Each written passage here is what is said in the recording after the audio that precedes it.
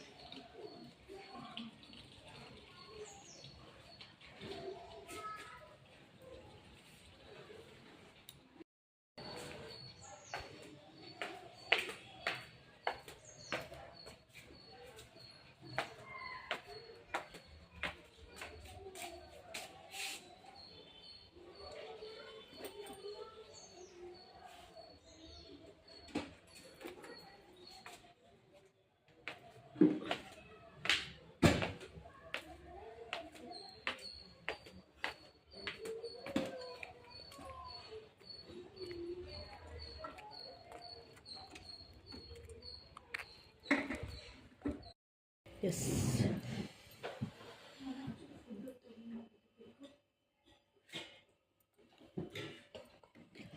ದಿನವೆಲ್ಲ ಹಸಿವೆಲ್ಲ.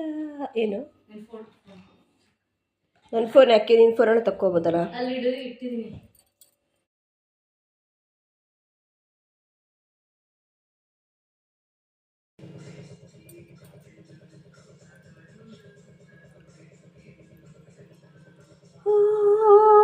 ಎಂತ ಮಾತಾಡಿದೆ ಎಂತ ಮಾತಾಡಿದೆ, ಮನಸ್ಸಿನ ಭಾವನೆ ನೀನೆ ಹೇಳಿದೆ, ಜೊತೆ ಜೊತೆಯಲ್ಲಿರುವೆನು ಹೀಗೆ.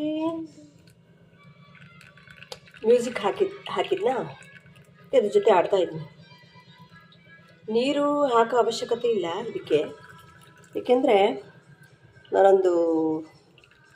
ನಮ್ಮದು ಇದಿದೆಯಲ್ಲ, ವಾಷಿಂಗ್ ಮಿಷಿನ್ ಇರ್ತೀವಲ್ಲ, ಅದಕ್ಕೇನು ಹೇಳ್ತಾರೆ, ಯುಟಿಲಿಟಿ, ಅಲ್ಲಿ ಒಂದು ಆಲೋವೆರಾನ ಕಿಟಕಿಗೆ ಸಿಕ್ಸಿದ್ದೀನಿ. ಅದು ನೀರಿಲ್ಲ ಏನಿಲ್ಲ, ತುಂಬ ಚೆನ್ನಾಗಿ ಬರ್ತಿದೆ. ಇದಕ್ಕೂ ನೀರು ಹಾಕೋ ಅವಶ್ಯಕತೆ ಇಲ್ಲ, ಆದರೂ ಅದು ಬರ್ತಾಯಿದೆ, ಸುಮ್ಮನೆ ಹಾಕ್ತೆ ನೋಡೋಣ ಅಂತ.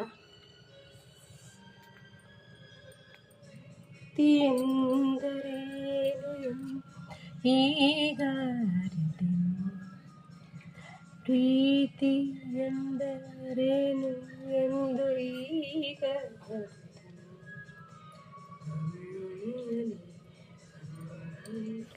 ಈ ಮಂತ್ರ ಬಂದು ಬುದ್ಧಿರ್ಬಲ ಮೇಷಧೈರ್ಯ ಬಂದು ಹನುಮಾನ್ ಚಾಲಿಸ್ದು. ಈ ಮಂತ್ರ ಹೇಳ್ಕೊಳ್ಳೋದ್ರಿಂದ ನಮಗೆ ಹಿಡಿದಿರೋ ಜಾಡಿ ಹೋಗುತ್ತೆ, ಆರೋಗ್ಯ ಸರಿ ಹೋಗುತ್ತೆ.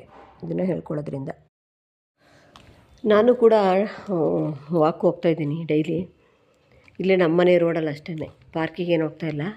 ನಮ್ಮನೆ ರೋಡ್ ಇದೆಯಲ್ಲ, ಅದು ತುಂಬ ಅಪ್ಪಿದೆ. ಆ ಅಪ್ಪು ಹತ್ತಿಬಿಟ್ರೆ ಸಾಕು, ಹೊಟ್ಟೆ ಎಲ್ಲ ಸ್ವಲ್ಪ ಕರಗುತ್ತೆ.